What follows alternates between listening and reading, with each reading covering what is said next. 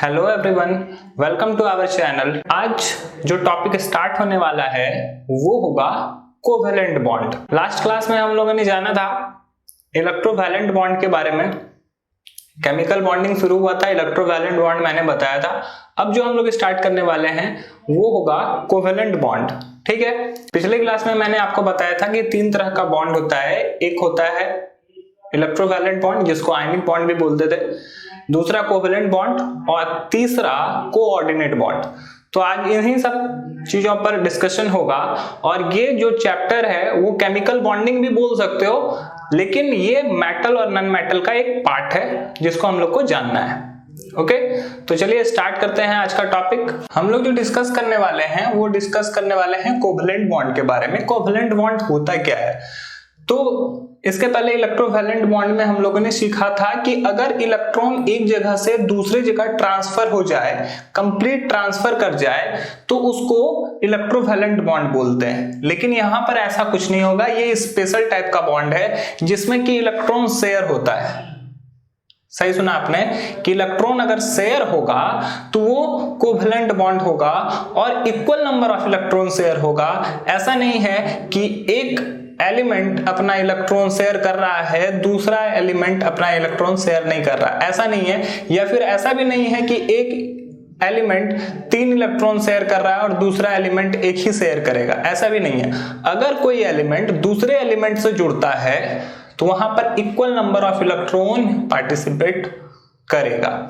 तो देखो कैसे, इसका क्या डेफिनेशन है, सबको एक एक करके समझते हैं। The chemical bond form after the sharing of equal number of electrons is known as covalent bond, and the compound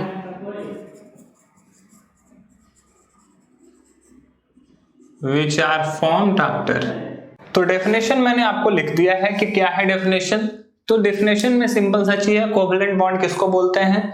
तो the chemical bond formed after the sharing of equal number of electron। अगर equal number of electron share होगा तो वो कहलाएगा covalent bond. Share कैसे करता है और क्यों करता है मैंने पहले भी बताया है और आज भी बताऊंगा। एक्चुअली होता क्या है कि ऑक्टेट कंप्लीट करना हर एलिमेंट को जरूरी है।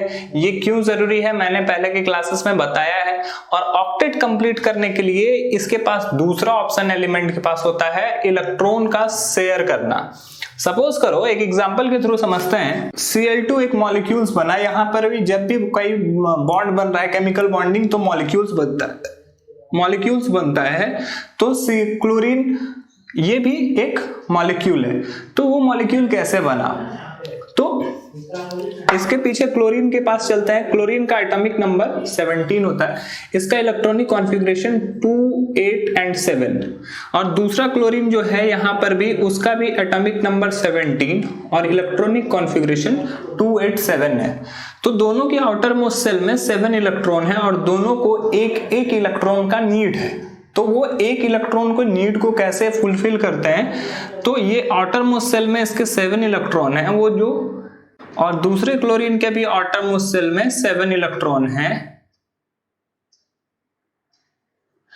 तो दोनों को ऑक्टेट कंप्लीट करने के लिए एक का नीड है, तो दोनों आपस में एक इलेक्ट्रॉन शेयर कर लेता है। शेयर का करने का मतलब ये है कि ये क्लोरीन इस क्लोरीन के इलेक्ट्रॉन को यूज करेगा और ये क्लोरीन इस क्लोरीन के इलेक्ट्रॉन को यूज करेगा और ऐसे अपना एरिया बनाएगा। तो इसका मतलब ये है, ये पार्ट जो है, इस पार्ट में जितना इलेक्ट्रॉन होगा वो दोनों एटम यूज करेगा। ये क्लोरीन भी ये क्लोरीन भी, ये पार्ट में जितना भी इलेक्ट्रॉन होगा। तो इस पार्ट में दोनों का एक एक इलेक्ट्रॉन है, एक दूसरे को यूज कर रहा है। तो क्लोरीन के पास 7 इलेक्ट्रॉन पहले से था और एक इलेक्ट्रॉन और इसका मिल गया, तो इसका भी ऑक्टेट कंप्लीट हो जाएगा। और दूसरे क्लोरीन के साथ भी यही होगा कि 7 इलेक्ट्रॉन इसके पास पहले से है और एक दूसरे क्लोरीन से मिल जाएगा, तो दोनों का ऑक्टेट कंप्लीट हो जाएगा। तो यहां पर ऑक्टेट कंप्लीट करने के लिए एलिमेंट ने क्या किया, इलेक्ट्रॉन को शेयर कर लिया। तो यही sharing of electron covalent bond बनाता है। इस दोनों के बीच में जो बॉन्ड हो गया वो कैसा बॉन्ड बनता है, कोवेलेंट बॉन्ड। कोवेलेंट बॉन्ड ये बन रहा है। कोवेलेंट बॉन्ड कितने तरह का होता है अब ये जानेंगे। इसके पहले हम लोग एक और एग्जांपल देखते हैं कि ये कैसा बॉन्ड बना सकता है। एक और एग्जांपल ऑक्सीजन को लेके चलते हैं, ऑक्सीजन मॉलिक्यूल्स को देखते हैं वहां पर कैसे होता है। ये है ऑक्सीजन मॉलिक्यूल्स, ये कैसे शेयर करता है देखो। एक और एग्जांपल का बात करेंगे ऑक्सीजन मॉलिक्यूल्स, और दूसरा एग्जांपल मीथेन मॉलिक्यूल। यहां पर कैसे शेयर होता है समझने की कोशिश करेंगे। ऑक्सीजन का एटॉमिक नंबर 8 और इलेक्ट्रॉनिक कॉन्फ़िगरेशन 26, दूसरे ऑक्सीजन का भी एटॉमिक नंबर 8 और इलेक्ट्रॉनिक कॉन्फ़िगरेशन 26। फर्स्ट ऑक्सीजन के आउटर मोस्ट शेल में 6 इलेक्ट्रॉन है, जबकि दूसरे ऑक्सीजन के भी आउटर मोस्ट शेल में 6 इलेक्ट्रॉन है। ओके, तो ये दोनों आपस में क्या करते हैं, तो 2 इलेक्ट्रॉन का शेयर कर लेता है। तो इस तरह से ये ऑक्टेट कंप्लीट हो गया, इस तरह से ये कंप्लीट हो गया। तो इस एरिया में दोनों का 2-2 इलेक्ट्रॉन है यहां पर, इसलिए 2-2 इलेक्ट्रॉन का शेयर हुआ। मैंने पहले ही बताया equal number of electron share होगा, तो अगर ये ऑक्सीजन 2 इलेक्ट्रॉन दे रहा है तो दूसरा ऑक्सीजन भी 2 ही इलेक्ट्रॉन डोनेट करेगा, डोनेट नहीं एक्चुअली शेयर करेगा। इसके अलावा यहां पर ये भी देख सकते हो कि मैंने पिछला एग्जांपल जो लिया क्लोरीन, तो वहां क्लोरीन और क्लोरीन के बीच में एक बॉन्ड बन रहा था, यहां ऑक्सीजन और ऑक्सीजन के बीच में बॉन्ड बन रहा था। मतलब कि ये सेम एलिमेंट के बीच में ये बॉन्ड बन सकता है। इलेक्ट्रोवैलेंट बॉन्ड में ऐसा नहीं था, इलेक्ट्रोवैलेंट बॉन्ड हमेशा 2 अलग अलग एलिमेंट के बीच में ही बनता है, लेकिन ये 2 सेम एलिमेंट के बीच में ही बन सकता है। और ये 2 डिफरेंट एलिमेंट के बीच भी बन सकता है, ऐसा नहीं है कि वो 2 डिफरेंट एलिमेंट के बीच में नहीं बनेगा। ठीक है, ये दोनों में बन सकता है, डिफरेंट एलिमेंट के बीच में भी और सेम एलिमेंट के बीच में भी। देखो, इसलिए मैंने एक दूसरा एग्जांपल CH4 लिया।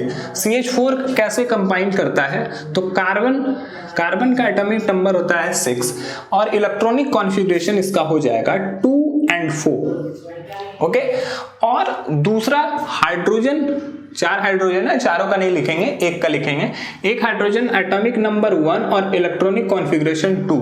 मैंने बताया था कि कुछ ऐसे भी एलिमेंट हैं जो ऑक्टेट कंप्लीट नहीं करता, वो लोग डुएट कंप्लीट करते हैं। उसमें हाइड्रोजन भी है जो कि डुएट कंप्लीट करना चाहता है। ओके, हाइड्रोजन को 8 इलेक्ट्रॉन करने का जरूरत नहीं है, वो 2 इलेक्ट्रॉन में ही सेटिस्फाई हो जाता है। तो हाइड्रोजन को 2 इलेक्ट्रॉन का नीड है और कार्बन को 8 इलेक्ट्रॉन का। तो कार्बन के आउटर मोस्ट शेल में 4 इलेक्ट्रॉन है, तो कार्बन आउटर मोस्ट शेल में अपने 4 इलेक्ट्रॉन को रखता है, जबकि हाइड्रोजन को 1 इलेक्ट्रॉन चाहिए। हाइड्रोजन के पास 1 इलेक्ट्रॉन है, तो हाइड्रोजन के पास एक इलेक्ट्रॉन है, तो कार्बन इस तरह से शेयर करता है। शेयर करने से हाइड्रोजन का तो डुएट कंप्लीट हो गया, लेकिन कार्बन का ऑक्टेट कंप्लीट नहीं हुआ है। कार्बन के पास पहले से 4 इलेक्ट्रॉन है और एक हाइड्रोजन से यहां पर अगर शेयर करता भी है तो इसके पास 5 ही इलेक्ट्रॉन कंप्लीट होगा। इस तरह करके वो इस तरफ के इलेक्ट्रॉन से, इस तरफ के इलेक्ट्रॉन से और इस तरफ के इलेक्ट्रॉन से भी शेयर करेगा एक हाइड्रोजन सेटिस्फाई होते जाएगा और कार्बन का इलेक्ट्रॉन बढ़ते जाएगा, और एक समय ऐसा आएगा कि कार्बन का भी ऑक्टेट कंप्लीट हो जाएगा। आप देख सकते हो कार्बन यहाँ पे 2, यहाँ पे 2, यहाँ पे 2 और यहाँ पे 2, तो कार्बन का 8 इलेक्ट्रॉन पहले से जो 4 था वो अब पहले के अपेक्षा 8 हो गया है, और कार्बन का भी ऑक्टेट कंप्लीट हो जाएगा। और हाइड्रोजन का भी, चारों हाइड्रोजन का डुएट कंप्लीट हो चुका है। तो इस तरह करके ये बॉन्ड बनाता है। अब जानना ये है कि ये कितने प्रकार का होता है ना, कि ये इलेक्ट्रोवैलेंट बॉन्ड के बाद जो कोवैलेंट बॉन्ड पढ़ रहे हैं, कोवैलेंट बॉन्ड कितने प्रकार का है। इलेक्ट्रोवैलेंट बॉन्ड में कोई प्रकार नहीं था, उसमें सिर्फ एक सिंपल सा चीज था कि एक मेटल होगा जो इलेक्ट्रोपॉजिटिव होगा और एक नॉन मेटल होगा जो इलेक्ट्रोनेगेटिव होगा। एक जगह से इलेक्ट्रॉन दूसरी जगह ट्रांसफर हुआ, जो बॉन्ड बनता है इलेक्ट्रोवैलेंट बॉन्ड। यहां पर क्या है कि डिफरेंट इलेक्ट्रॉन शेयर हो सकता है ना। वहां पर अलग अलग डिफरेंट इलेक्ट्रॉन ट्रांसफर होता था, बट सबको आयनिक बॉन्ड ही बोलते थे। यहां पर तीनों का पर्टिकुलर नाम दिया गया है। अगर एक इलेक्ट्रॉन शेयर हो, 2 इलेक्ट्रॉन शेयर हो या 3 इलेक्ट्रॉन शेयर हो तो उसका पर्टिकुलर नाम है। किसी के मन में यह क्वेश्चन होगा, क्या सिर्फ 3 ही इलेक्ट्रॉन शेयर हो सकता है, 4 इलेक्ट्रॉन शेयर नहीं हो सकता? तो 4 इलेक्ट्रॉन शेयर हो सकता है, लेकिन किसी एक एलिमेंट के साथ मैक्सिमम 3 ही इलेक्ट्रॉन शेयर हो सकता है। कोई एक एलिमेंट दूसरे एलिमेंट के साथ अगर जुड़ रहा है तो मैक्सिमम 3 इलेक्ट्रॉन शेयर होगा, उससे ज्यादा इलेक्ट्रॉन शेयर नहीं होगा। मान लो एक कार्बन है, इसके आउटर मोस्ट शेल में 4 इलेक्ट्रॉन है और दूसरा कार्बन है, इसके भी आउटर मोस्ट शेल में 4 इलेक्ट्रॉन है, तो ये आपस में कंबाइन नहीं हो सकता है। अगर कहीं पर अगर ऐसा है तो ये रॉन्ग हो सकता है, क्योंकि C2 कभी भी फॉर्म नहीं होगा। जैसे O2 फॉर्म हो जाता है, F2 फॉर्म हो जाएगा, Cl2 हो जाएगा, H2 हो जाएगा, लेकिन C2 फॉर्म नहीं कर पाता। रीजन यही है कि ये एक साथ 4 इलेक्ट्रॉन को शेयर नहीं कर सकता है। मैक्सिमम ये 3 इलेक्ट्रॉन को शेयर कर सकता है। तो अब हर जगह डिफरेंट जगह पे डिफरेंट इलेक्ट्रॉन शेयर होगा, तो कहां पे उसका क्या नाम होगा, चलिए इसको समझते हैं। तो हम लोग लिखते हैं, there are 3 types of covalent bond. Covalent bond का कितना प्रकार है? 3 प्रकार। वो क्या क्या है वो अभी हम लोग डिस्कस करेंगे। तो ये 3 तरह का होता है। First, single covalent bond. Second, double covalent bond. और थर्ड, ट्रिपल कोवैलेंट बॉन्ड। ये 3 तरह का होता है। इसको बहुत जगह पे single bond, double bond, triple bond भी बोला जाता है। तो सिंगल बॉन्ड क्या है, डबल बॉन्ड क्या है, ट्रिपल बॉन्ड क्या है, इसको चलो समझते हैं। तो बहुत ही आसान है कि अगर एक इलेक्ट्रॉन का शेयर होगा तो वो सिंगल बॉन्ड कहलाएगा, अगर 2 इलेक्ट्रॉन का शेयर होगा तो वो डबल बॉन्ड, और 3 इलेक्ट्रॉन का शेयर होगा तो वो ट्रिपल बॉन्ड। तो इसका कुछ एग्जांपल भी हम लोग जान लेते हैं। Single bond, those covalent bond in which 1 electron shared by both element, तो उसको बोलेंगे सिंगल कोवैलेंट बॉन्ड। अगर 2 इलेक्ट्रॉन शेयर कर रहा है, 3 इलेक्ट्रॉन शेयर कर रहा है, डबल बॉन्ड, ट्रिपल बॉन्ड। चलो सिंगल बॉन्ड के एग्जांपल पे आते हैं। तो इसमें बहुत सारे एग्जांपल है, F2, H2, Cl2, HCl, etc। तो समझो फ्लोरीन का एटॉमिक नंबर 9 इलेक्ट्रॉनिक कॉन्फ़िगरेशन 27। दोनों फ्लोरीन के आउटर मोस्ट शेल में 7 इलेक्ट्रॉन है, दोनों एक इलेक्ट्रॉन को शेयर करेगा और यहाँ पर ऐसा बॉन्ड बनाएगा। तो यहाँ पर देख रहे हो कि इस दोनों के बीच में सिंगल बॉन्ड बन रहा है। हाइड्रोजन के पास भी यही होगा, दोनों हाइड्रोजन को डुएट कंप्लीट करना होता है। तो ये ऐसे, क्लोरीन का मैंने बता चुका है। और HCl कैसे करेगा? हाइड्रोजन के आउटर मोस्ट शेल में 1 इलेक्ट्रॉन, क्लोरीन के आउटर मोस्ट शेल में 7 इलेक्ट्रॉन, ये आपस में कंबाइन हो जाएंगे, हाइड्रोजन का भी डुएट कंप्लीट हो जाएगा और क्लोरीन का भी ऑक्टेट कंप्लीट हो जाएगा। इस तरह करके हम लोगों ने देखा कि ये सिंगल बॉन्ड का कुछ एग्जांपल जिसको सिंगल कोवेलेंट बॉन्ड बोल सकते हैं। अब हम लोग बात करेंगे डबल कोवेलेंट बॉन्ड के और कुछ उसके एग्जाम्पल की। अगर डबल कोवेलेंट बॉन्ड के एग्जाम्पल की बात करें तो यहां भी बहुत सारा एग्जाम्पल है। O2 CH2 CH2 ओके, और इसी को C2H4 भी लिख सकते हैं, ठीक है। इसके अलावा S2, ये सब जो देख सकते हो ये सब एक्चुअली डबल बॉन्ड बनाता है। ऑक्सीजन आउटर मोस्ट शेल में 6 इलेक्ट्रॉन, दूसरे ऑक्सीजन के भी आउटर मोस्ट शेल में 6 इलेक्ट्रॉन, और यहां पर ये 2 इलेक्ट्रॉन को शेयर करेगा और ऐसा बॉन्ड बनाएगा। C2H4 में कार्बन के आउटर मोस्ट शेल में 4 इलेक्ट्रॉन होता है, कार्बन के आउटर मोस्ट शेल में 4 इलेक्ट्रॉन होता है, और दूसरे कार्बन, यहाँ पे कार्बन 2 है, तो दूसरे कार्बन के भी आउटर मोस्ट शेल में 4 इलेक्ट्रॉन है। हाइड्रोजन 4 है, तो हाइड्रोजन यहाँ पे जुड़ेगा और एक हाइड्रोजन इस तरफ में जुड़ेगा, एक हाइड्रोजन यहाँ पर जुड़ेगा और एक हाइड्रोजन यहाँ पर जुड़ेगा। तो इस तरह से कार्बन के पास 1 2 3 4 5 6 इलेक्ट्रॉन हो गया, और इस कार्बन के पास भी 1 2 3 4 5 6।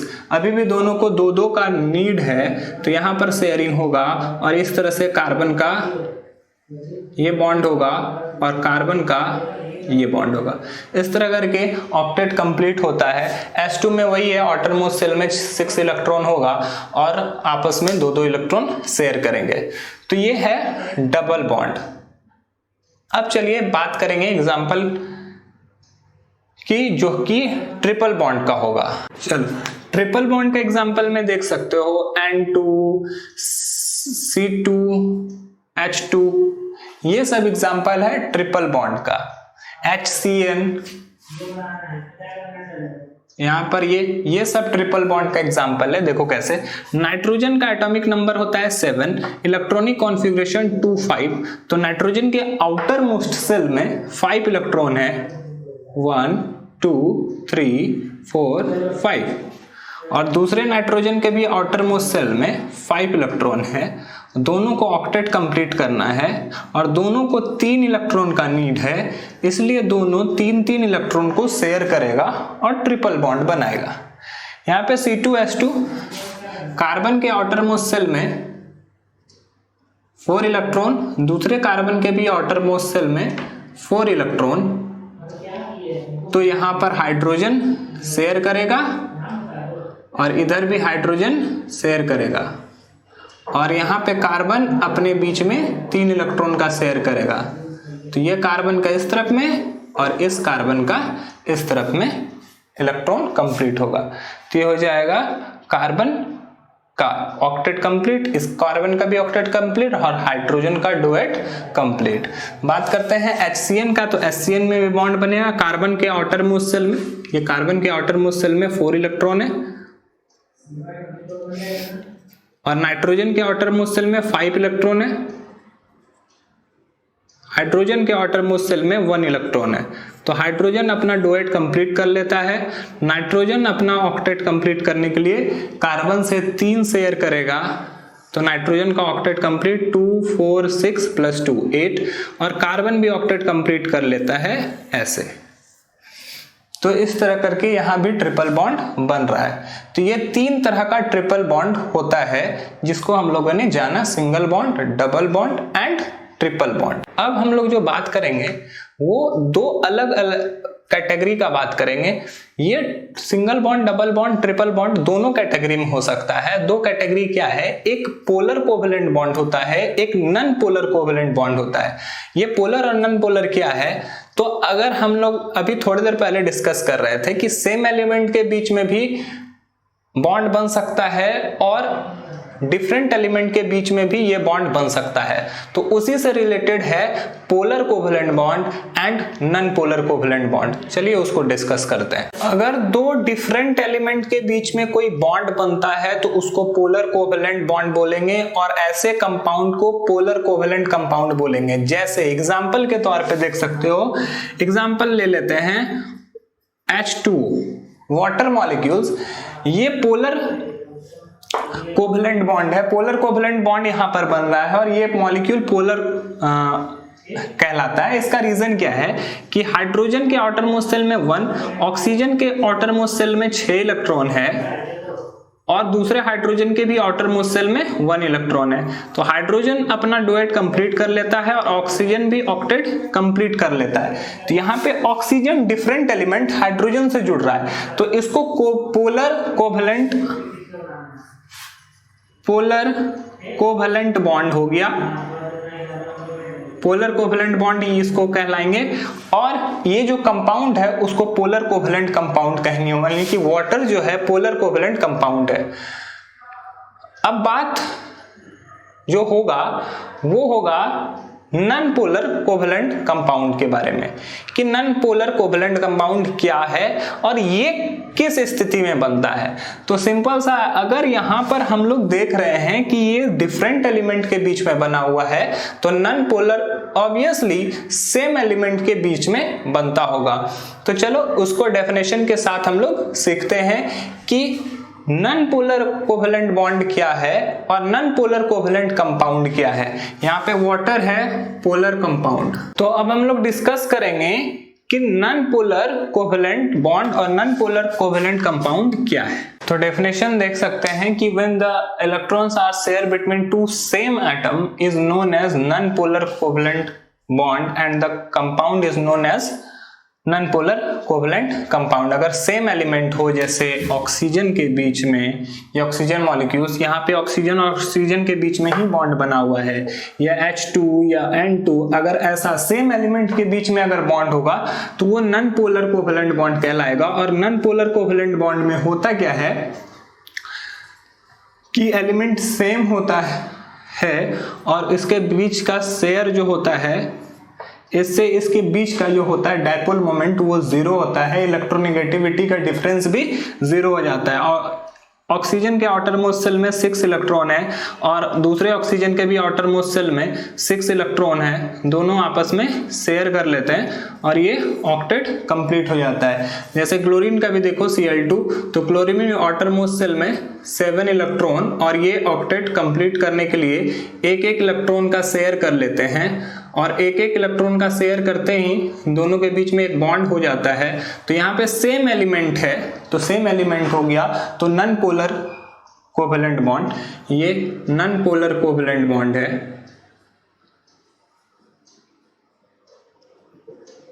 और ऐसा कंपाउंड, इससे जो रिलेटेड कंपाउंड बनेगा वो नॉन पोलर कंपाउंड होगा। एक्चुअली प्रॉब्लम ये है कि इसमें ज्यादा कंपाउंड बनता नहीं है, इसमें सेम एलिमेंट के बीच में अगर बनेगा तो उससे ज्यादा कंपाउंड बनता नहीं है।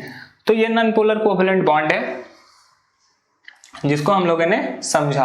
अब देखो इसका इलेक्ट्रोनेगेटिविटी का डिफरेंस 0 कैसे हो जाता है कि क्लोरीन का इलेक्ट्रोनेगेटिविटी का वैल्यू है 2.5, तो अगर दोनों के इसका इलेक्ट्रोनेगेटिविटी का वैल्यू 2.5 और इसका भी इलेक्ट्रोनेगेटिविटी का वैल्यू 2.5, इस दोनों को अगर डिफरेंस निकालेंगे तो उसका आंसर 0 होगा। तो ये जो बॉन्ड बनता है नॉन पोलर कोवेलेंट बॉन्ड, उसका इलेक्ट्रोनेगेटिविटी का डिफरेंस 0 होता है, ये आपको याद रखना है। तो हम लोगों ने समझा कि कोवेलेंट बॉन्ड क्या है, वो कितने तरह का होता है, single bond, double bond, triple bond, और 2 एक्स्ट्रा सेम एलिमेंट रहेगा तो नॉन पोलर, और डिफरेंट एलिमेंट होगा तो वो पोलर कोवेलेंट बॉन्ड कहलाएगा। अब हम लोग समझते हैं कि इससे बना जो कंपाउंड होता है उसका कैरेक्टरिस्टिक कैसा होगा, मतलब कि कोवेलेंट कंपाउंड का कैरेक्टरिस्टिक क्या है। Characteristics of covalent compound, covalent compound का क्या कैरेक्टरिस्टिक है ये समझना चाहते हैं। तो सबसे पहला कि it is formed after sharing of electron. तो ये जब भी बनेगा वो शेयरिंग ऑफ इलेक्ट्रॉन से बनेगा। It is formed after sharing of electron. अब इलेक्ट्रॉन अगर यहां पर शेयर होता है ना तो दूसरा ये कमजोर हो जाता है। This bond is weaker then ionic bond. Ionic bond से ये वीक होता है। रीजन क्या है, वहां पे ऑक्टेट कंप्लीट होता है, यहां भी ऑक्टेट कंप्लीट है, लेकिन दोनों वहां पे कंप्लीट ट्रांसफर हो जाता है। एक इलेक्ट्रॉन एक जगह से दूसरे जगह चला जाता है, लेकिन यहां पर क्या होता है, इलेक्ट्रॉन अपने जगह पर ही रहता है, इलेक्ट्रॉन ट्रांसफर नहीं होता है, शेयर होता है। तो वो शेयर जो होता है वो वीक वंडरवॉल फोर्स से एक दूसरे से जुड़ा होता है, उन लोग के बीच का अट्रैक्शन फोर्स थोड़ा कम होता है। वहां पर देखो एक और चीज क्यों होता है ये भी बताते हैं। वहां पर एक नेगेटिव चार्ज होता था और एक पॉजिटिव चार्ज होता था इलेक्ट्रोवैलेंट बॉन्ड में। तो अपोजिट चार्जेस के बीच में अट्रैक्शन फोर्स होता था वो ज्यादा हो जाएगा। लेकिन यहां पर क्या है कि सेम चार्ज होगा। मान लो क्लोरीन और क्लोरीन के बीच में ही बॉन्ड बन रहा है, तो क्लोरीन पर भी सेम चार्ज है, दूसरे क्लोरीन पर भी वही चार्ज होगा, तो दोनों एक दूसरे से रिपेल करेगा। बट ये एक फोर्स से जुड़ा होता है जो कि कोवैलेंट बॉन्ड कहलाता है। तो यहां पर ये थोड़ा वीक है, तो ऑब्वियसली थर्ड पॉइंट हमको लिखने का जरूरत भी नहीं है। The melting point and boiling point, the melting point and boiling point of this compound are low. Okay, the melting point and boiling point of this compounds are low. ऐसे compound का जो मेल्टिंग पॉइंट होता है और boiling point होता है वो बहुत कम होता है। It is insoluble in water. ये वाटर में सॉल्युबल नहीं होता है, वाटर है पोलर बॉन्ड और ये नॉन पोलर टाइप का भी होता है। तो polar dissolve polar, non polar dissolve non polar, ये चीज को फॉलो करोगे तो यहाँ पर बहुत सारा ऐसा आइटम होगा जो कि नॉन पोलर को डिसॉल्व नहीं कर पाएगा, but it is soluble in organic solvent. Organic solvent में ये आराम से सॉल्युबल होगा। It is bad conductor of heat and electricity. Heat and electricity का भी ये बैड कंडक्टर होता है, क्योंकि यहाँ पे कोई ट्रांसफॉर्मेशन नहीं होता, एक जगह से दूसरे जगह ट्रांसफर नहीं होता, इसलिए यहाँ पर चार्ज कैरी नहीं करता। इलेक्ट्रॉन एक दूसरे जगह से दूसरे जगह पर कैरी नहीं हो पाता, और कैरी नहीं हो पाता तो ये बैड कंडक्टर हो जाता है हीट एंड इलेक्ट्रिसिटी का। तो ये थे कुछ कैरेक्टरिस्टिक ऑफ कोवैलेंट कंपाउंड। हम लोगों ने कोवैलेंट कंपाउंड के बारे में सारा कुछ पढ़ लिया है। अब हम लोग एक नए बॉन्ड के बारे में पढ़ेंगे जिसका नाम है कोऑर्डिनेट बॉन्ड। कोऑर्डिनेट बॉन्ड क्या है और ये कैसे बनता है इसके बारे में डिस्कस करेंगे। ओके, तो चलिए स्टार्ट करते हैं कोऑर्डिनेट बॉन्ड। तो कोऑर्डिनेट बॉन्ड शुरू करने से पहले मैं एक और चीज क्लियर कर देता हूं कि इस दोनों के बीच में कंपैरिजन कैसे करेंगे। इलेक्ट्रोवैलेंट बॉन्ड और आयनिक बॉन्ड दोनों के बारे में मैंने आपको बताया, दोनों के बीच में कंपेयर करना है तो आप आसानी से कर सकते हो। एक तरफ आयनिक बॉन्ड लिख दो और दूसरी तरफ होगा कोवैलेंट बॉन्ड। दोनों के बीच में क्या डिफरेंसेस है वो हम लोग डिस्कस करेंगे। तो आयनिक बॉन्ड जो होता है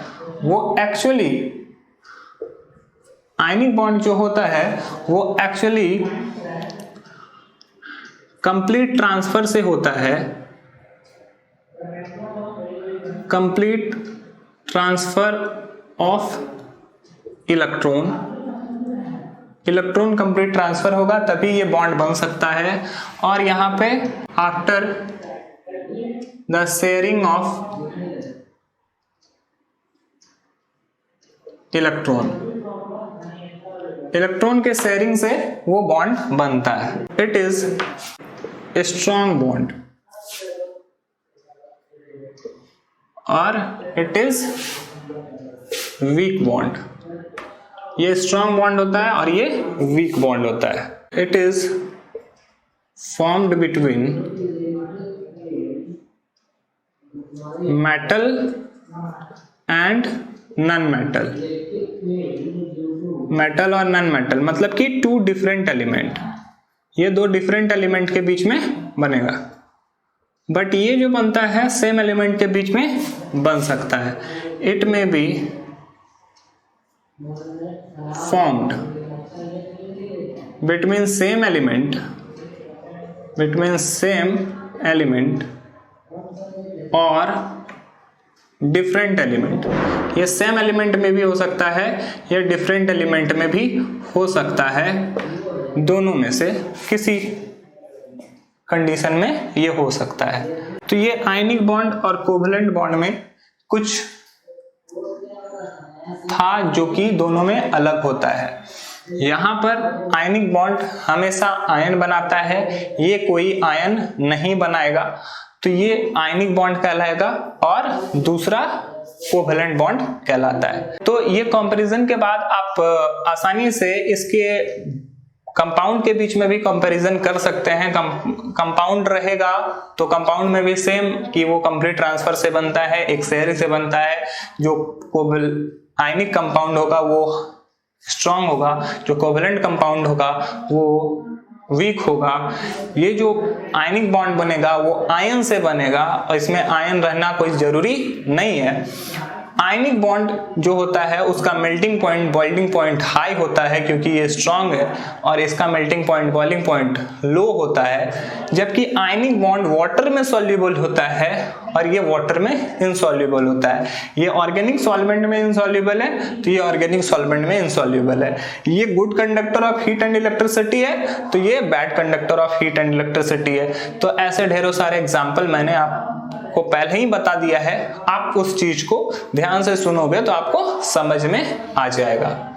चलो अब नए टाइप को स्टार्ट करते हैं जिसका नाम है कोऑर्डिनेट बॉन्ड। कोऑर्डिनेट बॉन्ड क्या है और ये कैसे बनता है? बात करें अगर डेफिनेशन की, तो डेफिनेशन लिखा हुआ है, it may be defined as a bond formed between an ion and an atom of a polar covalent molecule with one or more lone pair of electron। इसका मतलब क्या है कि ये जो शेयर होगा एक आयन होगा और दूसरा कोवेलेंट कंपाउंड होगा। वैसा कोवेलेंट कंपाउंड जिसके पास लोन पेयर हो। लोन पेयर किसको बोलते हैं कि वैसा इलेक्ट्रॉन का पेयर जिसको दूसरे एलिमेंट को शेयर नहीं किया गया है। जैसे मान लो NH3 का एक एग्जांपल लेते हैं, ठीक है। NH3 यहां पर कोवेलेंट बॉन्ड बना हुआ है। कोवेलेंट बॉन्ड कैसे बना हुआ है समझने का कोशिश कीजिएगा। हम इसके बाद कोऑर्डिनेट बॉन्ड के एग्जांपल पे चलेंगे। तो नाइट्रोजन के एटॉमोस सेल में 5 इलेक्ट्रॉन है। हाइड्रोजन को अपना ऑक्टेट कंप्लीट करना है तो नाइट्रोजन ऐसे रहता है, 5 इलेक्ट्रॉन है इसके पास, एक एक हाइड्रोजन 3 तरफ जुड़ता है इसके। हाइड्रोजन अपना डुएट कंप्लीट कर लेता है और नाइट्रोजन का भी ऑक्टेट कंप्लीट हो गया, 2 इलेक्ट्रॉन 4 4 2 6 प्लस 2 8। लेकिन नाइट्रोजन के पास 2 इलेक्ट्रॉन ऐसा है जिसको वो शेयर नहीं किया है। देखो इस पार्ट को नाइट्रोजन किसी से शेयर नहीं किया है तो ये जो इलेक्ट्रॉन का पेयर है वो लोन पेयर कहलाएगा, ठीक है। This one is lone pair. और अगर ये लोन पेयर को किसी से शेयर कर देगा किसी आयन से तो वो कोऑर्डिनेट बॉन्ड कहलाएगा। जैसे देखो NH3 अगर हमको इसका रिएक्शन HCl से करवा दें, NH3 अगर HCl से जुड़ जाएगा, NH3 plus HCl after reaction ये बनेगा NH4Cl। इसको अमोनियम क्लोराइड बोलते हैं। तो अमोनियम क्लोराइड में कैसा बॉन्ड बना हुआ है, चलो मैं इसको अच्छे से डिटेल से समझाता हूं। तो अभी देखा अमोनिया NH3, इसके पास अमोनिया के पास एक लोन पेयर है जो कि इस तरह से रहता है, ये अमोनिया इस तरह से रहता है और नाइट्रोजन का भी ऑक्टेट कंप्लीट।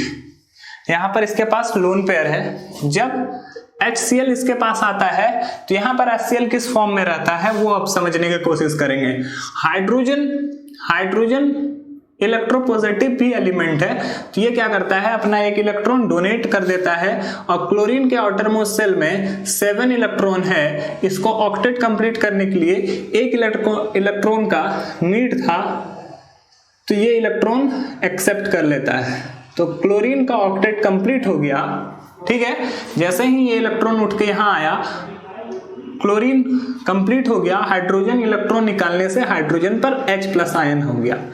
तो देखो यहां पर नाइट्रोजन का ऑक्टेट कंप्लीट, इस तीनों हाइड्रोजन का डोएट कंप्लीट, इस क्लोरीन का भी ऑक्टेट कंप्लीट, बट ये हाइड्रोजन जो डोएट कंप्लीट करना चाहता था नहीं कर पाया, ये डुएट कंप्लीट नहीं कर पाया। रीजन क्या है, डुएट कंप्लीट इसलिए नहीं हो पाया क्योंकि ये अपना इलेक्ट्रॉन डोनेट कर दिया है, और इलेक्ट्रॉन जब डोनेट किया तो ये क्या करता है, ये नाइट्रोजन अपना लोन पेयर उसको डुएट कंप्लीट करने के लिए डोनेट कर देता है। नाइट्रोजन सिर्फ डोनेट करता है, एक्सेप्ट कुछ भी नहीं करता, तो ये डोनर कहलाता है और ये एक्सेप्टर, और इस तरह करके हाइड्रोजन यहां पर कंबाइन हो जाता है, जो कि ऐसे दिखाया जाता है।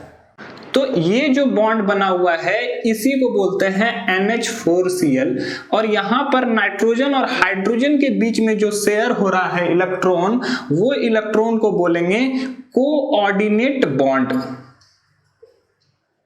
ओके, इसी को कोऑर्डिनेट बॉन्ड बोलते हैं।